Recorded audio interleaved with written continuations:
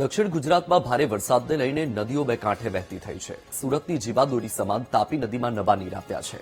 તાપી નદીમાં નવા નીર આવતા સુંદર દ્રશ્યો સર્જાયા. ઉપરવાસમાં ભારે વરસાદના કારણે તાપી નદીમાં નવા નીર આવ્યા છે. ઉકાઈ ડેમની સપાટીમાં પણ વધારો થયો છે. તો આ દ્રશ્ય તમારી ટીવી સ્ક્રીન પર.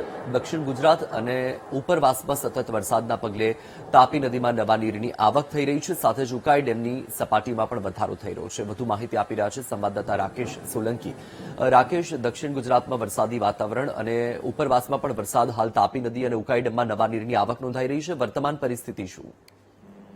હાલ દક્ષિણ ગુજરાતના સુરતમાં વરસાદે વિરામ લીધો છે, પરંતુ ઉપરવાસ વધુ પડતો વરસાદના કારણે તાપી નદી ફરી બે કાંઠે આવી ગઈ છે અને નયનરમ્ય દ્રશ્યો સર્જાયા છે. ખાસ કરીને તાપી નદીના જે આજુબાજુના વિસ્તાર છે એ વિસ્તારને એલર્ટ કરી દેવામાં આવ્યા છે, કારણ કે ઉપરવાસ વધુ વરસાદને લઈને તાપી નદી પોતાની સપાટી વધારી કરી રહી છે. ત્યારે સુરત મહાનગરપાલિકાએ તમામ જે કંઈક નીચાણવાળા વિસ્તારને ફરી એલર્ટ કરી દીધા છે.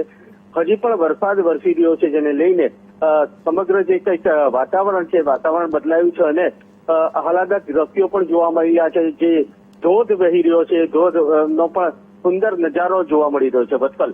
જી બિલકુલથી. માહિતી બદલ આભાર રાકેશ.